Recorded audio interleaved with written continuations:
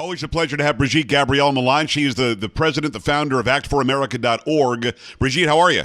Great. Glad to be with you. You know, it's an absolute pleasure to have you here. We hear so much about immigration into this country. We hear so much from the left. We're hearing that, we should be welcoming and we should love everybody and come on, let's not be xenophobic. And from the right, we're hearing, come on, either we have borders or we don't have borders. And if people want to come here, they should do so in a certain way, in a certain fashion, and we should know who they are. Well, let's relate that to the Syrian refugee crisis. There are good people in Syria who are going to die at the hands of ISIS if they don't move away from where they are. I get that. But why do we have to bring them here?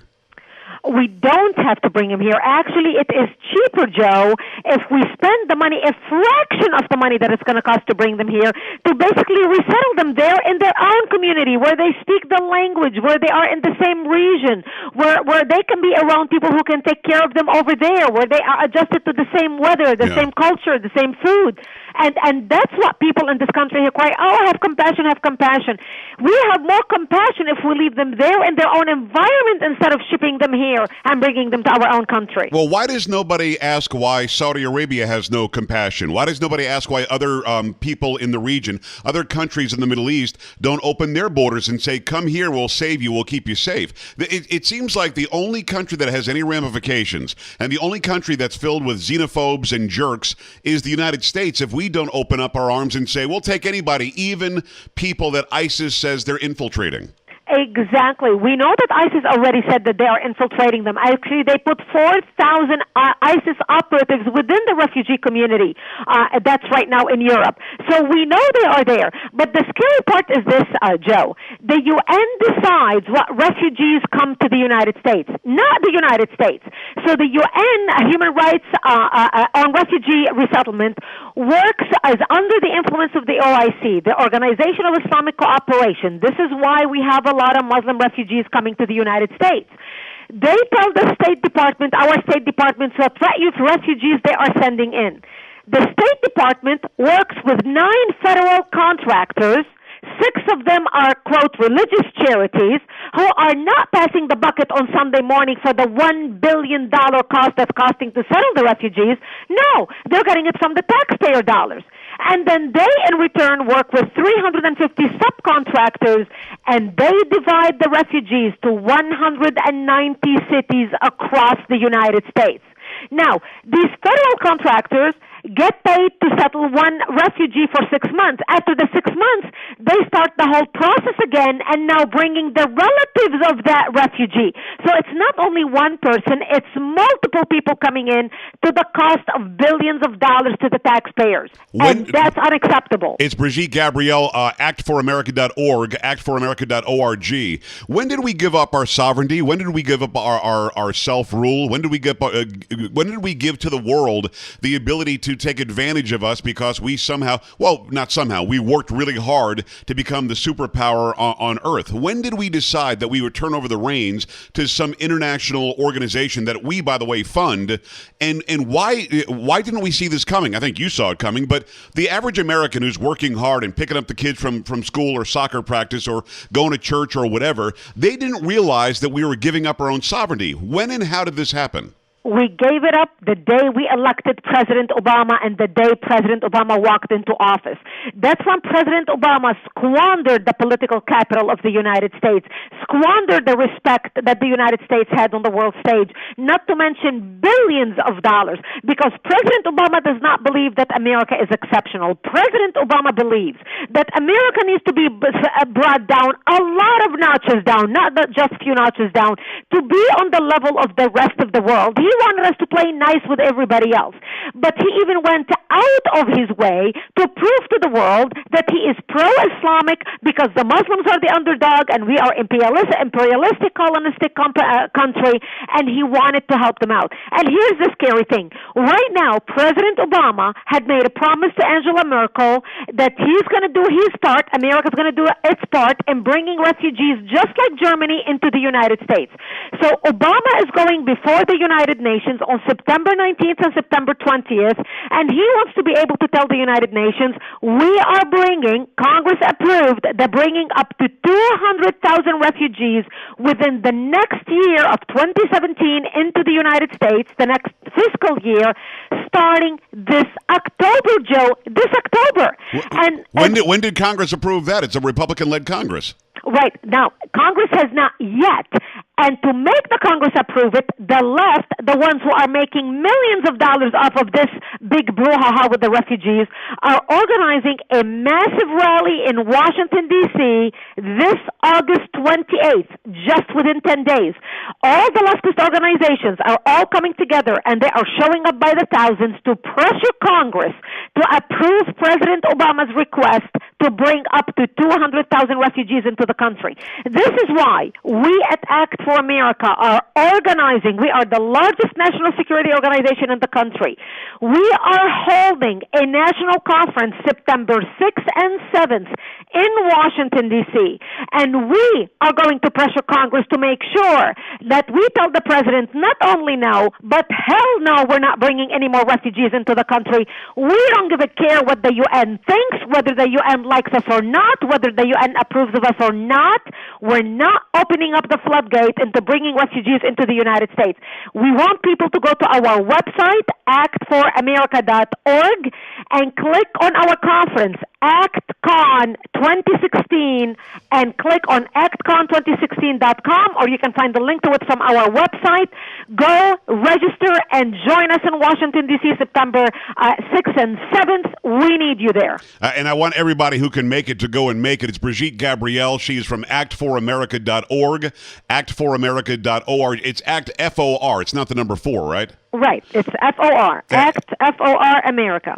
.org. Make sure you go there, find out more about the conference, get involved. Here's the thing. We're not dumb. You know, again, I said it earlier, we're all busy, and maybe we're not paying as close attention as we should, but we're not dumb. We know that Brussels and Paris twice now, on Bastille Day in the south of France, in Nice. We know that that Turkey has happened. We know that all of these things are going on, and we know that there is some connection, either directly or indirectly, to ISIS actually doing what it said it would do, and that's infiltrate the refugees from Syria. Why? I mean, we're smart enough to know that. You could have the biggest march on planet Earth in Washington saying, bring the refugees, and the rest of us are going to put our feet down, aren't we, and say, no, we don't want that terrorism here. Well, that's exactly what I'm hoping. I'm hoping, and I believe in the American public who's not going to put up with this, because we do not want to turn America into what Europe is today. Europeans are afraid to walk down the street in their own towns, in their own communities, because of the rape, because of the sexual assault, because of what the refugees have brought with them, a different set of values than our own values. And Joe, just look what's happening in the cases of rape and sexual assault here in the United States by the refugees whom we have already settled in the United States. And here's just a rundown of the few states where we have the same problem with rape and sexual assault. Massachusetts, Idaho, Virginia, Utah, California, North Dakota, and Minnesota all have one thing in common. The perpetrators were refugees who were brought into this country. This is the pattern of disrespect Muslim immigrants display towards our women, children, and Western values. We don't want that here. Yeah, but Look what's happening in Europe. Yeah, but nobody's reporting that, and it's reported on a very, very localized level, and they hardly ever make a comparison or make a relationship between the rape, the attack, the violence that's happening, and where they came from. If they do, they're afraid they'll be called Islamophobic, or the media is in fact so far left and so far progressive they don't want people to know what's really going on. I saw some study recently that rapes in Sweden are up 700% or something. I mean, it's really nuts, and you're right. You can always point to a very different value system where women are only used as submissive tools to the men. That's really what's going on. That's exactly what's going on, because these refugees who came to the United States and started either raping or assaulting people in Massachusetts or California or North Dakota or Virginia or Utah or anywhere else, had no respect and no value for the woman other than her being a sexual product for enjoyment. Nothing, no respect, no value, anything more than that. And they believe women are their property, let alone non-Muslim women. We do not want to import this attitude. And that's just on the cultural side, Joe. We're not even talking about the diseases they are bringing with them. Right. Tuberculosis, for example, they are bringing with them highly infectious bacterial diseases like tuberculosis that are now exploding nationwide across America. Colorado has 16 cases, Ohio 11, Vermont 35, Wisconsin 117, Florida 11, Idaho 7, Indiana 4, Kentucky 9, wow. North Dakota 4. And by the way, some of these cases, actually the majority of them, are drug-resistant tuberculosis. That means it's going to cost taxpayers $150,000 to treat one patient, and it takes 6 to 8 months to treat them. This is the stuff, and we're not even talking terrorism. We're just talking diseases and rape and sexual assault. That's why the left doesn't care. The left wants money. Money is what's driving the left. And this is why they're showing up by the thousands in Washington, D.C.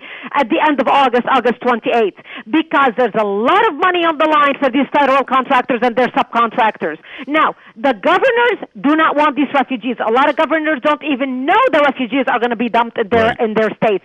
But the mayors who are seeing dollar signs are very excited about bringing refugees into their community.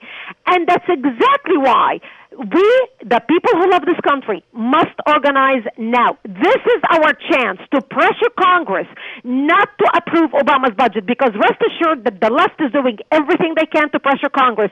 We need to do our part. If you cannot make it, all of you who are listening right now, in all the states that you're listening to me on, if you cannot make it to Washington, D.C., September 6th and 7th, at least go to our website, sign up to receive our emails and action alerts, because we're going to be sending emails about what members of Congress already approved or they are sitting on the fence. Right. So you can call them and put pressure on them. Also join our refugee resettlement working group, where we are organizing groups who just want to go work on the refugee issue in your states. We'll send you emails and action alerts about that. Do something today. Take action today. We need you. And if you can support us financially as well. The best of all, show up in Washington, D.C. September 6th and 7th and meet with your member of Congress. It is Brigitte Gabriel, actforamerica.org, actforamerica.org. Go there, find out more about the conference, find out about these stories that she's talking about. And look, the threat is real. At the same time, though, people will listen to you and me right now. We're Islamophobic, and we're alleging that everybody who's from Islam wants to rape somebody or bring a disease in. That's not really what we're talking about. We're talking about the safety and security of ourselves and our own families. And you and I are in alignment, I believe. We do want to help people who are legitimately refugees and are scared for their lives and they will be killed if they're caught by ISIS, but we can do it there. We could probably do it there, Brigitte, I would imagine, for less money than it's going to take to bring them here. Absolutely. Much less money. And this is not about us, saying, oh, we don't want, all the refugees, they are all murderers and killers and sexual rapists, et cetera, et cetera. No, it doesn't have to be all of them. Look, there are a million refugees in Germany. It only took about 2,500 people to rape 1,500 women on New Year's Eve. Right. It's 2,500 out of 1 million. Just like it only took 19 hijackers to bring America down to its knees on September 11th and change the way we live. The 2.3 million Arab Muslims who lived in America on September 11th, 2001 were irrelevant, because it only took 19 to change the way we live and destroy the World Trade Center. No, you're right. And again, it's Brigitte Gabriel, actforamerica.org. I'm going to throw you a curveball, and if you don't know anything about it, that's fine. But I want to throw this at you, because this just happened a couple of days ago. That kid who brought the clock to that school in Irving, Texas, his family is now suing. Do you have anything on that? Any opinion on that? Because when I saw that alleged clock, and when you saw it, when millions of people saw it, and when people who were at war in Iraq and Afghanistan saw it, everybody said, man, it looks an awful lot like a bomb. That's exactly it. I mean, who would bring something like that to school? And you wouldn't tell the teacher that you brought something with you to school? I mean, you would think the first thing when you walk into your class, you want to do a show and tell. You tell your teacher, look what I brought. Yeah. This is the project that I made. Right. So when the teacher is teaching and she's hearing this tick, tick, tick, tick going in the classroom, and it's under a desk. Yeah. No, and then you open up the case and it looks like it can blow. Exactly. Exactly. So who are they kidding? But we are at a point in our society, Joe, and this is exactly the result of President Obama's feckless policy and his right-hand kick, Hillary Clinton, where we got to the point where they are pandering so much to our enemies that it looks like anything we say to defend the country, oh, we are the Islamophobe. Well, you know what? It's about time to throw political correctness in the garbage. Yeah. Thank God we've got at least a very clear idea this next election as to where the candidates stand, Right. so people can make a wise decision on how to protect the country.